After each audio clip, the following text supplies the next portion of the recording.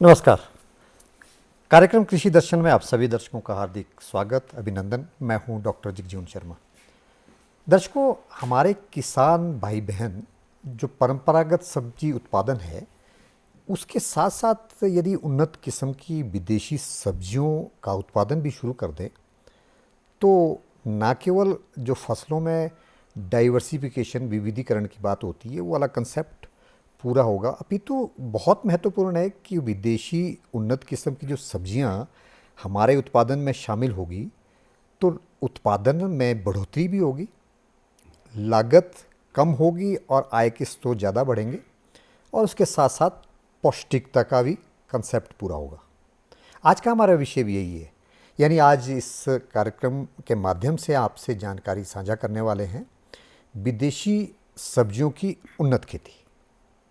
यानी इस कार्यक्रम के माध्यम से आपसे हम जानकारी साझा करेंगे कि ये जो उन्नत खेती है ख़ासकर सब्जियों की विदेशी, उनको कैसे किसानी में शामिल किया जाए ताकि हमारे आय में भी वृद्धि और पौष्टिकता का भी ख्याल हो। तो चलिए, आज इस कार्यक्रम में आपसे बातचीत शुरू करने से पहले आप जो हमारे एक्सपर्ट हैं जो आज जानकारी साझा करने वाले हैं उनसे आपको रूबरू कराता हूँ। हमारे साथ एक्सपर्ट मौजूद है डॉक्टर सीमा ठाकुर। डॉक्टर सीमा, आपका एक बार फिर से स्वागत। डॉक्टर सीमा इस विधा की एक्सपर्ट हैं और वर्तमान में वैज्ञानिक के पद पर तैनात है कृषि विज्ञान केंद्र कंडाघाट सोलन में। तो आइए चलते हैं उनके पास सीधे और आज की इस महत्वपूर्ण विषय पर उनसे जानकारी साझा करते हैं। डॉक्टर सीमा, मेरा पहला सवाल ये कि ये जो विदेशी सब्जियां हैं इनकी क्या ज़रूरत है किसानी में शामिल करने की, क्या इम्पोर्टेंस है और प्रदेश में कितनी संभावना है इन सब्जियों को शामिल करने में, उगाने की? आपने बहुत ही सुंदर प्रश्न पूछा है। विदेशी सब्जियों के बारे में अगर हम बात करें तो हमारा प्रदेश विदेशी सब्जियों के लिए अपार संभावनाएं रखता है जी। वो इसलिए रखता है क्योंकि ये विदेशी सब्जियां नॉर्थ अमेरिका और यूरोप से जिसके लिए ही इनको विदेशी सब्जियां कहा जाता है। हालांकि अब ये हमारे देश में भी बहुत अच्छी तरह से उगाई जाने लगी हैं और बहुत सारे किसान इसको उगाने लगे हैं। बट हमारे जो हिमाचल प्रदेश की अगर हम बात करें तो हमारा वातावरण जो क्लाइमेट है इतना सूटेबल है कि हम हर तरह की विदेशी सब्जी का उत्पादन कर सकते हैं। यानी अपार संभावनाएं हैं प्रदेश में। बिल्कुल जी। और अगर हम बात करें off season exotic vegetable cultivation की तो बेमौसमी विदेशी सब्जी का उत्पादन कर हम बहुत अच्छा पैसा हमारे किसान कमा सकते हैं। अगर इसको अपने खेतों में टमाटर शिमला मिर्च के सिस्टम से अगर थोड़ा बाहर निकलें तो विदेशी सब्जियों की तरफ बहुत सारे किसान जो है वो जा सकते हैं और एक डाइवर्सिफिकेशन भी हो जाएगी। दूसरा ये है कि अच्छी इनकम भी इससे जनरेट की जा सकती है। डॉक्टर सीमा, आपने सही कहा। आपने कहा कि एक तो इम्पोर्टेंस तो है, बहुत महत्व है, डाइवर्सिफिकेशन की बात आपने कही, विविधीकरण की। आपने कहा कि आय में वृद्धि हो सकती है, नई फसलें शामिल होने के जो है वो मार्केट वाला जो कंसेप्ट है वो भी बढ़ेगा आपकी। बिल्कुल। और साथ ही साथ आपने कहा कि प्रदेश में अपार संभावनाएं हैं। कहाँ कहाँ उगाई जा सकती है उन संभावनाओं पे भी आज आपसे विस्तार से जानकारी लूँगा अपने दर्शकों के लिए।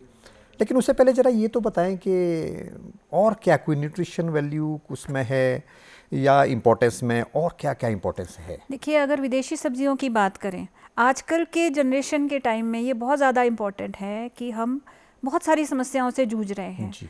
चाहे आप स्वास्थ्य की समस्याएं ले लो, और आजकल हर कोई फिट रहना चाहता है, हर कोई अपने आप को स्वास्थ्य की दृष्टि से अपने आप को फिट रखना चाहता है। तो इसकी दृष्टि से ये सब्जियां बहुत इम्पॉर्टेंट है क्योंकि ये आप कह सकते हैं कि गुणों की खान है जी। बहुत सारे न्यूट्रिएंट कंटेंट इसमें पाए जाते हैं। अगर हम ब्रोकली की बात ले लें, ब्रोकली सबसे ज़्यादा उगाई जाने वाली फसल है। ब्रोकली में एंटी कैंसरस कंपोनेंट होता है। ब्रोकली में सल्फोरोफेन करके एक केमिकल होता है जो कि आपके शरीर को कैंसर से लड़ने की क्षमता देता है। पर उसको अगर अच्छी तरह से खाया जाए, मैं बार बार ये बोलती हूँ कि अगर हम बिल्कुल पका के उसको खाते हैं तो बहुत सारा न्यूट्रिएंट लॉस हो जाता है। पौष्टिकता जो है वो पौष्टिकता रहती नहीं है। बिल्कुल। तो अगर आप फॉरेन कंट्रीज की बात करें, विदेशों की बात करें, तो ज़्यादातर सलाद के तौर पे ये सब्जियां खाई जाती थी। हमने इंडियन सिस्टम में इसको चेंज कर दिया और इसको ज़्यादा पकाना शुरू कर दिया, जिससे क्या है कि न्यूट्रिएंट लॉस बहुत जल्दी इन सब्जियों में हो जाता है। ब्रोकली की अगर मैं बात करूं, 5 मिनट से 7 मिनट से ज़्यादा पकाएंगे तो बहुत जल्दी इससे न्यूट्रिएंट कंटेंट ख़त्म हो जाएंगे। इसी तरह अगर आप सेलरी, पार्सले की बात करें, लेट्यूस की बात करें, 100 ग्राम अगर आप लेट्यूस खाते हैं तो आपको 250 मिलीग्राम पोटेशियम की पूर्ति होती है। जी, क्या तो ज़रूरी नहीं है कि आप टैबलेट खाई जाए, जी। उसके लिए अगर आप इस तरह की सब्जियां खाते हैं जी। तो न्यूट्रिशन की डिमांड को आप पूरी कर सकते हैं। जी। तो डॉक्टर साहब, आपका सीधा सीधा संदेश कि इन सब्जियों की तरफ जो है लोगों को जागरूक होना चाहिए और अपनी किसानी में शामिल किया जाना चाहिए, और इससे न केवल आय में वृद्धि होगी अपितु जो पौष्टिकता है वो बहुत महत्वपूर्ण है। और आपने कहा कि बीमारियों से लड़ने की क्षमता भी है, कैंसर जैसी बीमारियों से लड़ने की क्षमता है। साथ ही साथ आपने हिदायत भी दे दी कि थोड़ा पकाने का तरीका जो है वो थोड़ा सा हमारे को चेंज करना पड़ेगा, क्योंकि हमारा परंपरागत जो डिशेज होते हैं हम इंडियन्स में, हम बहुत ज़्यादा पकाते हैं, बहुत ज़्यादा रोस्ट करेंगे जी। तो वो उसकी ज़रूरत नहीं है, अपितु थोड़ा कच्चा रखा जाए और आपके न्यूट्रिशन में, आपकी पौष्टिकता में वो वृद्धि करेगा। तो डॉक्टर साहब, ये तो बात हुई, तय हो गया, पुष्टि होगी कि बहुत महत्वपूर्ण है, और संभवतः इस कार्यक्रम के बाद लोग, किसान जो है उस तरफ आना भी शुरू करेंगे। लेकिन उससे पहले ज़रा थोड़ा कुछ बुनियादी चीज़ें समझ लूँ मैं आपसे, अपने दर्शकों के लिए, वो ये कि हिमाचल प्रदेश में कहाँ कहाँ उगाई जा सकती है, कहाँ कहाँ का जलवायु जो है वो महत्वपूर्ण है, और फिर किन किन बातों का ध्यान रखा जाए जब आप उगाते हैं? देखिए, सबसे पहले तो जहाँ पे उगाना है उस क्षेत्र की जलवायु बहुत इम्पोर्टेंट है। अपने क्षेत्र को पहले समझना जरूरी है कि ये विदेशी सब्जियों को हम किस मौसम में लगाएं। जी। अब देखिए, अगर लो हिल जोन है, जो हमारे निचले इलाके हैं, आप कह सकते हैं कि थोड़ा मैदानी की तरफ है, या हमारे मध्यवर्ती इलाके हैं, और हमारे ऊंचाई वाले इलाके, इन 3 भागों में हम अपने हिमाचल को विभाजित कर सकते हैं। अगर आप लो हिल जोन की बात करें तो इसको सितंबर, लो हिल और मिड हिल जोन दोनों की बात करें तो सितंबर अक्टूबर में उगाने का इसको सही टाइम है। जी। तो जो हिमाचल के निचले क्षेत्र है और मध्यवर्ती क्षेत्र, जिसकी ऊंचाई 2500 मीटर से कम है तो उसमें आप इसको सितंबर अक्टूबर में लगाएं। जिसकी 2500 मीटर से ज़्यादा है तो आप इसको मार्च के महीने में भी लगा सकते हैं।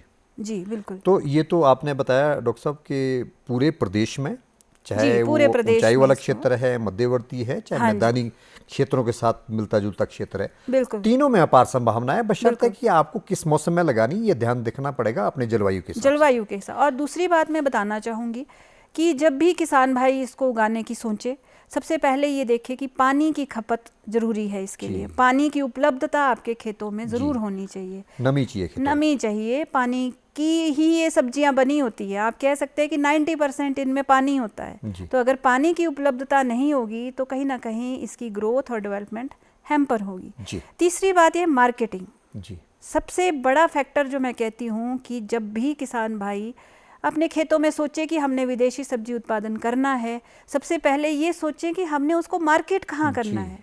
क्योंकि मार्केट अगर बहुत ज़्यादा दूर हुआ तो क्या है, आपकी जब तक वो सब्जियां वहां तक पहुंचेगी तो आधी उसकी क्वालिटी डाउन हो जाएगी।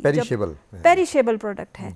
अगर आप इसको कहीं आपका खेत बहुत ज़्यादा दूर है, आपका एरिया बहुत ज़्यादा दूर है, जबकि मार्केट तक पहुंचाने में आपको उसको घंटों लग जाते हैं, तो आप ये सोचिए कि उसको मार्केट तक पहुंचाने में आप क्वालिटी नहीं दे पाएंगे। जहां आप क्वालिटी नहीं दे पाएंगे वहां फिर जो है वो प्रोडक्शन में और आपके मार्केट प्राइस में प्रॉब्लम आएगी। तो अपने क्षेत्र की संभावनाओं को जरूर देखना है कि जलवायु के हिसाब से क्या हमारा क्षेत्र उपयुक्त है, क्या हमारा क्षेत्र इतना कनेक्टेड है रोड के साथ, मार्केट के साथ हम इतने कनेक्टेड है कि हम वहाँ तक ये सब्जियाँ फ्रेश पहुंचा पाएंगे। हालांकि आजकल फार्मर्स जो हैं वो रेफ्रिजरेटेड वैन्स, इस तरह की वैन्स की उपलब्धता भी रखते हैं अपने लेवल पे, और अपने किसान उत्पादक संघ के लेवल पे भी इस तरह के उन्होंने छोटे छोटे उपाय अपने कर रखे हैं कि मार्केट तक उसको अच्छी तरह से और बेटर प्रोडक्ट मार्केट में उतारा जाए। जी। तो ये कुछ बुनियादी चीज़ें हैं डॉक्टर साहब जो आपने कहा, खेती जब ये शुरू करें अपनी किसानी में तो इन बुनियादी चीज़ों का ध्यान रखें, नमी खेतों में ज़रूर हो, पानी की उपलब्धता हो, और मार्केटिंग में भी आपको ज़्यादा किल्लत ना हो। जी डॉक्टर साहब, और किन किन बातों का ध्यान रखें? मसलन बिजाई का उचित समय आपने कुछ तो बताया कि कब शुरू करना है, फिर बिजाई के साथ साथ फिर और किन किन बुनियादी चीज़ों का ध्यान रखें जो 2-3 चीज़ें आपने बताई इसके अलावा? देखिए, बिजाई का जो मैंने आपको पहले भी कहा कि थोड़ा सा ध्यान रखें कि क्षेत्र आपका किस दृष्टि से इम्पोर्टेंट है, क्या वहाँ पे क्लाइमेट है। अगर आपका टेम्परेचर 25 डिग्री सेंटीग्रेड से आपके एरिया का ऊपर चला जाता है तो कहीं ना कहीं दिक्कत आपके क्षेत्र में इन सब्जियों के लिए आएगी। तो अपने क्षेत्र का ये ध्यान रखें कि तापमान क्या 25 डिग्री सेंटीग्रेड से नीचे ही रहता है या इसके ऊपर चला जाता है, तो दिक्कतें कम होगी। दूसरी बात ये जो मैंने आपको कही कि थोड़ा सा ये ध्यान रखें बिजाई करते हुए भी कि प्रॉपर समय पे लगाना इसको बहुत ज़रूरी है। अगर समय का थोड़ा इधर उधर हो जाता है तो कई बार दिक्कतें उसमें आती है। जैसा आपने बिजाई का समय कहा तो लो हिल जोन, मिड हिल जोन में आप इसको सितंबर में लगाएंगे, और जो हायर हिल जोन है हमारा, जिसमें हमारा किन्नौर आता है, शिमला डिस्ट्रिक्ट आते हैं, 2500 मीटर से ऊपर के इलाके जो आते हैं, तो उसमें आप इसको मार्च में स्टार्ट कर सकते हैं। जी, तो ये तो समय आपने, क्योंकि आपने कुछ बुनियादी चीज़ें हमारे किसानों के लिए बताई कि कैसे कब कब बीज जो है वो लगाया जा सकता है, फिर किन किन बातों का ध्यान रखें, इस तमाम चीज़ें आपने जानकारी हमारे दर्शकों को जो बहुत महत्वपूर्ण है। डॉक्टर साहब, मेरा अगला सवाल, प्रदेश में आपने कहा कि तीनों जो जितने भी जलवायु वाले क्षेत्र हैं, तीनों जगह में ये उगाई जा सकती है, लेकिन वो सब्जियां कौन कौन सी हैं मुख्य तौर पे? एक तो ये बताएं जो विदेशी सब्जियों में कौन कौन सी ब्रोकली का तो आपने जिक्र किया, इसके अलावा और कौन कौन सी सब्जियां हैं, और अभी तक जो है वो आपने ब्रोकली तो इन दिनों काफ़ी चलन शुरू हो गया है उगान, हिमाचल की बात करें चाहे बाकी देश के बाकी हिस्सों की बात करें, इसके अलावा और कौन सी सब्जियों की संभावना है? और पहले तो ये बताएं कि कौन कौन सी सब्जियां मुख्य तौर पे आती हैं विदेशी सब्जियों में? देखिए, विदेशी सब्जियां इसीलिए कहते हैं कि विदेशों से आयातित है, बट हमारे किसान इसको बहुत अच्छी तरह से ग्रो कर रहे हैं। अगर मैं इसकी बात करूं कि कितनी विदेशी सब्जियां हैं तो मैं आपको 20 नाम अभी गिना सकती हूं कि 20 तरह की सब्जियों को उगाने के लिए जिसकी ज़्यादा संभावना हमारे यहाँ वही नाम बताएं। उपयुक्त है। जी बिल्कुल, जैसे ब्रोकली, सबसे ज़्यादा एरिया आपका ब्रोकली में आता है। फिर लेट्यूस, जिसको हम सलाद पत्ता बोलते हैं, जो बर्गर के बीच में खाया जाता है। ज़्यादातर आप देखेंगे कि आजकल की जनरेशन जो बर्गर वगैरह खाती है उसकी वजह से इसकी डिमांड ज़्यादा बनी हुई है। इसी तरह से सैलरी है, सैलरी में डंठल खाया जाता है। पार्सले को आप कह सकते हैं कि वो धनिए का भाई है, धनिए की तरह उसके कैरेक्टर होते हैं और उसको ऊपर से काट के सूप में डाला जाता है। जी। तो इसके अलावा रेड कैबेज है, एस्पायरेगस है, आर्टिचोक है, ये तो ठंडी वाली फसलें हैं। जो गर्म वातावरण वाली फसलें हैं, लाल पीली शिमला मिर्च लगा रहे हैं लोग, बीज रहित खीरा है, ये भी आपका एक्सोटिक वेजिटेबल्स में आता है। जी बिल्कुल, तो इनको हम गर्म वातावरण में उगाते हैं। जो आप खीरा जो है बीज रहित जिसकी बात कर रहे हैं वो भी बहुत महत्वपूर्ण है, और बिल्कुल काफ़ी उसका चलन भी शुरू हो गया है। बिल्कुल, पॉली हाउस में ज़्यादातर लोग ये सब्जियां लगा रहे हैं और बहुत अच्छा बेनिफिट कमा रहे हैं। और आपने शिमला मिर्च की बात भी कही, जो कलर्ड कैप्सिकम्स, जी बिल्कुल, वो उसका चलन भी शुरू हो गया है। बिल्कुल। लेकिन आपने कहा कि ये जो सब्जियां जो आपने एक पैकेज बताया पूरा, वो भिन्न भिन्न क्षेत्रों के लिए है। आपने कहा कि कुछ ऐसी सब्जियां हैं जो आप ऊंचाई वाले क्षेत्र में ज़्यादा उगा सकते हैं, जिसकी संभावनाएं वहाँ ज़्यादा है, और जो मध्यवर्ती क्षेत्र हैं उसमें कुछ सब्जियां हैं, कुछ जो लोअर पार्ट है मैदानी क्षेत्र उसके, यानी बतौर एक्सपर्ट, बतौर वैज्ञानिक आपने पूरे प्रदेश के लिए एक पैकेज दे दिया, और ये भी कहा साथ में कि पूरे प्रदेश में किसी भी जलवायु में उगाई जा सकती हैं ये सब्जियाँ। अलग अलग सब्जियों के नाम आपने गिनाए। ज़रूरत है इस बात की कि जो आपने बुनियादी चीज़ें आपने बताई वो किसानी में शामिल करने की बड़ी सख्त जरूरत है। जी, और मैं ये कहना चाहूँगी, जो क्षेत्रों की आपने बात की, वो बीच में कौन कौन से क्षेत्र हैं जहाँ पे अभी हो रहा है, तो आप देखेंगे कि अगर हम सोलन डिस्ट्रिक्ट की बात करें, मैं सोलन डिस्ट्रिक्ट से हूँ तो इसलिए आपको सोलन का पहले बताऊंगी। हमारा कंडाहाट क्षेत्र जो है, कंडाहाट का क्षेत्र जो नदी के आसपास अश्विनी खड्ड और ये एरियाज़ हैं हमारे, बहुत अच्छा सब्जी उत्पादन कर रहे हैं। आप उनके खेतों में जाएंगे, 20 तरह की सब्जियां उनके पास मिलेगी। इसके अलावा कुल्लू में जाएंगे, आपका मतियाना बेल्ट है, सेंज है कुल्लू में, और आपका लाहौल स्पीति में लाहौल वैली भी बहुत अच्छा प्रोड्यूस कर रही है, और ऑफ सीज़न प्रोड्यूस कर रही है। मेन बात यह है कि अगर ऑफ सीज़न आप प्रोड्यूस करते हैं तो मार्केट में इसका अच्छा प्राइस मिलता है। अगर हम प्लेन के साथ compete नहीं करते हैं, प्लेन में ज़्यादातर ठंड में उगाई जाती है, तो अगर हम गर्मियों में इसको उगाएं, बहुत अच्छा मार्केट प्राइस इसका हमारे किसानों के लिए मिलता है। जी, आपने बहुत अच्छी चीज़ बताई। वो जो ऑफ सीजन की जो बात बता रहे हैं आप, कि अगर अच्छे दाम लेने, उचित दाम लेने, तो मैदानी क्षेत्रों में जो चलन है, समय है, उसके बजाय जो उससे अलग थोड़ा करना पड़ेगा। जी, ऑफ सीजन में जाएं ताकि रेट दाम भी अच्छे मिलें, और किसी को भी अनायास जो हरी सब्जियां हैं, वो जो आपने अभी बात की, लेट्यूस की बात आपने, लेट्यूस की बात आपने की, ब्रोकली की आपने बात की, वो ऐसी भी देखने में सुंदर लगता है और पौष्टिकता से भरपूर है, वो तो आपने बता ही दिया हमारे दर्शकों को। ये तो तय हो गया डॉक्टर साहब कि इस क्षेत्र में इन विदेशी सब्जियों की जो उन्नत किस्म है, इनको शामिल करना समय की मांग है हमारे किसानों और बागवानों। लेकिन बात आती है बीज चयन की। हमारे किसान और संभवतः आज के कार्यक्रम के बाद जरूर इस तरफ जो है वो आने के लिए प्रोत्साहित होंगे जी। ये बीज का चयन कैसे करें डॉक्टर साहब, कहाँ से करें?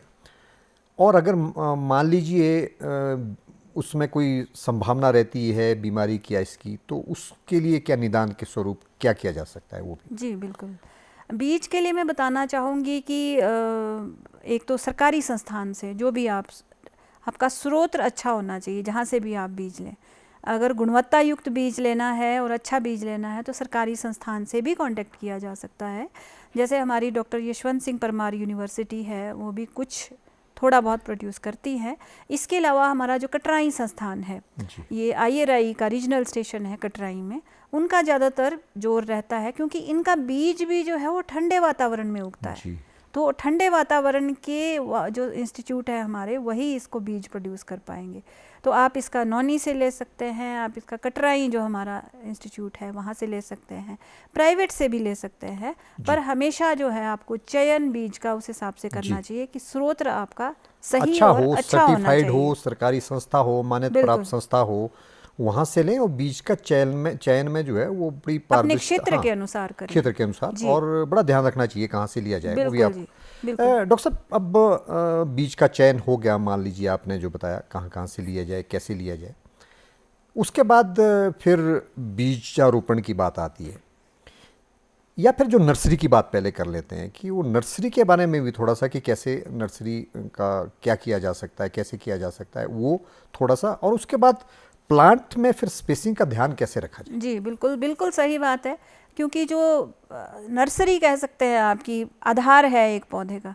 अगर बच्चा अच्छा होगा तो आगे के लिए वो अच्छा एडल्ट बनेगा। तो उसको ये ध्यान रखना जरूरी है कि गुणवत्ता युक्त नर्सरी उत्पादन करना चाहिए। और ये जो सारी सब्जियां हैं ये नर्सरी से तैयार होती हैं। चाहे आप ब्रोकली की बात ले लो, लेट्यूस ले लो, सेलरी ले लो, पार्सले ले लो, सारी सब्जियां आपकी नर्सरी पहले उगानी चाहिए। और एक बात ध्यान रखने की बात ज़रूर इसमें है कि ये ना सोचे कि ये ज़्यादा टाइम ले रही है। ब्रोकली को छोड़ के बाकी जो नर्सरी उगेगी वो थोड़ा टाइम लेती है। 35 से 40 दिन तक भी कई बार तो बहुत ज़्यादा पैनिक होने की ज़रूरत नहीं है, वो टाइम लेती है। और सबसे बड़ी बात ये है, छोटी छोटी बातें मैं आपको बताऊंगी। एक तो इनका बीज बहुत छोटा होता है, चाहे आप ब्रोकली की बात कर लो, चाहे लेट्यूस की, सेलरी, पार्सले, सबका बीज बहुत छोटा छोटा होगा।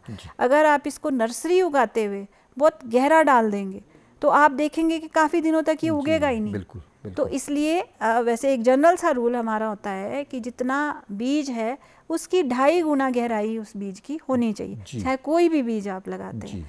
तो आप ये ध्यान रखें कि क्योंकि ये बहुत छोटा बीज है, अगर आपने बहुत गहरा डाल दिया तो दिक्कत आएगी।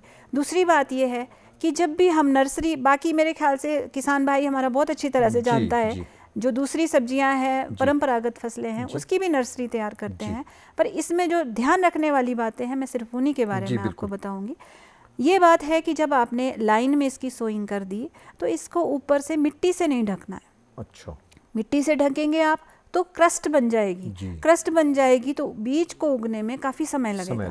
तो उसको आप मिट्टी और गोबर का मिक्सचर बना के उसके ऊपर से ढकें। और एक बात मैं आपको बताना भूल गई, क्योंकि बीज इसका बहुत छोटा होता है, तो अगर आप हाथ से लगाएंगे तो एक जगह बहुत सारा बीज गिर जाएगा।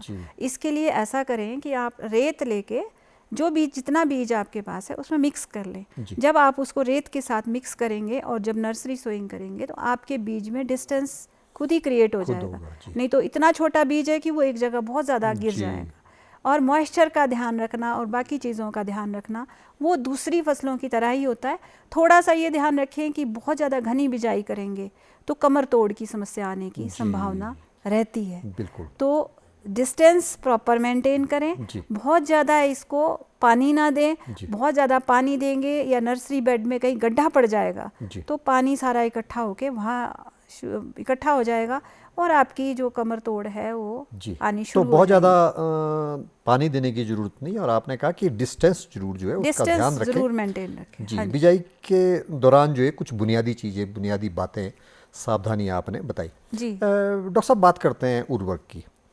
प्लांट तैयार हो गया, उसके बाद फिर उर्वरक या खाद, फर्टिलाइजेशन कैसे, किस तरह से जी जो है वो आप सुजेस्ट दर्शकों सबसे पहले तो मैं फासला आपको बता दूं कि फासला अगर जी लगाना है तो जी कितना लगाना चाहिए, जी ये भी बहुत इंपॉर्टेंट है। जी क्योंकि प्रॉपर फासला अगर रहेगा तो फसल अच्छी आएगी। बिल्कुल अगर हम ब्रोकली की बात करते हैं तो हम उस तरीके से इसको स्पेस मेंटेन कर सकते हैं कि अगर आपने मिट्टी चढ़ानी है तो आप 3 फुट लाइन से लाइन के बीच में डिस्टेंस रखें, 3 फुट। क्योंकि मिट्टी चढ़ाने के लिए भी जी आपको वो चाहिए स्पेस। बिल्कुल। और 1.5 फुट आपका लाइन से लाइन के बीच में रहना चाहिए। जी पर अगर आप मिट्टी नहीं चढ़ाते हैं, पॉली हाउस में आप लगा रहे हैं, तो 1.5 बाय 1.5 फुट पे भी आप चल ब्रोकली पड़ेगा। लगा सकते हैं। जी इसी तरह से अगर मैं लेट्यूस की बात करूं, लेट्यूस का भी वेरी करेगा कि आप हेडिंग टाइप लगा रहे हैं जिसमें बंद गोभी की तरह हेड बनता है, या आप सिर्फ पत्तों के लिए लगा रहे हैं। अगर बंद गोभी के जो जैसे हेड बनते हैं जिसके, उसके लिए डिस्टेंस ज़्यादा मेंटेन करना जी पड़ेगा। उसके लिए आपको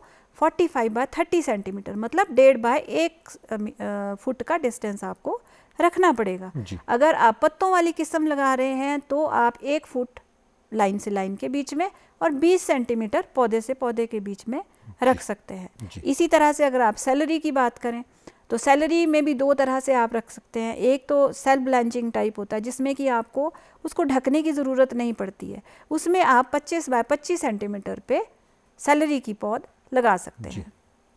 तो उर्वरक के बारे में उर्वरकों बताएं। के बारे में अगर बात की जाए तो बहुत ज़रूरी है कि उर्वरक प्रबंधन अच्छे से किया जाए।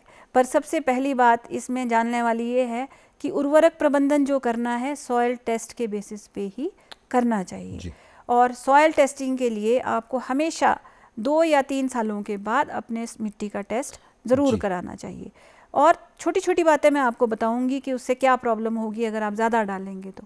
अब जैसे ब्रोकली की बात हम कर लेते हैं। ब्रोकली में आपको 16 क्विंटल प्रति बीघा के हिसाब से तो फार्म यार्ड मैन्योर, गोबर की खाद, जी गोबर की खाद भी पकी हुई गोबर की खाद, कच्ची गोबर की खाद कभी भी आपको खेतों में नहीं डालनी नहीं डालनी चाहिए। चाहिए। जी वो तो उससे उल्टा नुकसान होगा अगर नुकसान। जी कच्ची गोबर की खाद जी आप जी डालेंगे। तो पकी हुई गोबर की खाद, भुरभुरी खाद आपको 16 क्विंटल प्रति बीघा के हिसाब से डालनी है।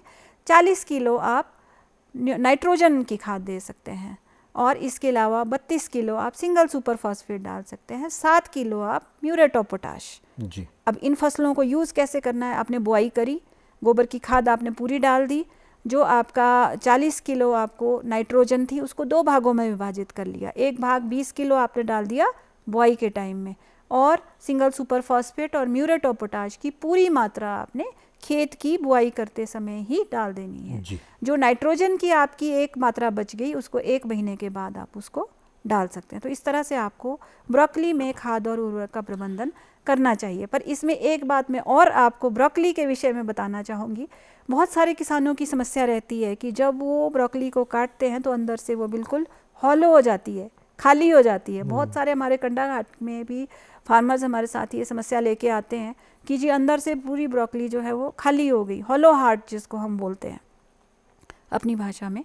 तो अगर हम नाइट्रोजनस खादों का बहुत ज़्यादा यूज़ करेंगे तो आप एक वो देख सकते हैं कि पौधा बहुत जल्दी क्विक ग्रोथ ले रहा है। क्विक ग्रोथ लेगा तो अंदर से उसकी टिश्यू डेवलपमेंट नहीं हो पाएगी, वो अंदर से खाली रह जाएगा। इसलिए किसान भाइयों को हमेशा ये ध्यान में रखना है कि ब्रोकली में जब भी आप नाइट्रोजनस खादों का इस्तेमाल करें, बहुत ज़्यादा इस्तेमाल नहीं करना है, रिकमेंडेड क्वांटिटी के हिसाब से ही करना है। और अगर मैं लेट्यूस की बात करूं तो लेट्यूस में जो न्यूट्रिएंट आपकी जड़ें देख सकते हैं कि जड़ें उसकी ऊपर होती हैं, शैलो रूटेड क्रॉप्स हैं ये, तो इसको बहुत ज़्यादा खाद उर्वरक की ज़रूरत नहीं होती है। FIM अगर गोबर की खाद का आप इस्तेमाल करें 8 क्विंटल प्रति बीघा के हिसाब से कर सकते हैं। और इसके अलावा आपको 20 किलो प्रति बीघा के हिसाब से कैन या नाइट्रोजनस का कोई सोर्स आप यूज़ कर सकते हैं। सिंगल सुपर फॉस्फेट भी आप 20 किलो ले सकते हैं। 5 किलो सिर्फ आपको म्यूरेट ऑफ पोटाश की ज़रूरत है। वो डिपेंड करेगा कि आपको कौन सी फसल लगानी है, हेडिंग टाइप लगानी है या लीफी टाइप लगानी। हेडिंग टाइप 3 महीना लेगी, जो लीफी टाइप है पत्तों वाली किस्म है वो आपकी 40 दिन में तैयार हो जाती है। जी, तो डॉक्टर साहब, मुझे लगता है विस्तार से आपने जो उर्वरक प्रबंधन जो है वो बताया हमारे दर्शकों को, और आपने ये भी कहा कि कब कब जो है उर्वरक का प्रयोग किया जाए, बिल्कुल। लेकिन अनायास जो है रिकमेंडेड डोज से ज़्यादा ना करें, उसके नुकसान भी हो सकते हैं, भी साथ जी में आपने हिदायत दी। जी डॉक्टर साहब, ये तो तमाम जानकारी जो आपने कार्यक्रम के माध्यम से दी, उससे जानकारी लोगों को ज़रूर मिली, लेकिन ये कैसे इसमें शामिल करें अपनी किसानी में? आपसे प्रशिक्षण लेना चाहे तो आपके केंद्र में आ सकते हैं, या फिर आपसे सीधे सीधे संपर्क साबित कर सकते हैं। लेकिन डॉक्टर साहब, आप हमारे स्टूडियो में आए, इतनी महत्वपूर्ण जानकारी विषय पर दी, आपका स्टूडियो में आने के लिए और महत्वपूर्ण जानकारी साझा करने के लिए धन्यवाद। धन्यवाद। दर्शकों, आज के कार्यक्रम में बस इतना ही। अगले अंक में एक नए विषय और नए विशेषज्ञों के साथ आपसे फिर भेंट होगी। तब तक आप स्वस्थ रहिए, अपना ख्याल रखिए और मुझे दीजिए इजाज़त। नमस्कार।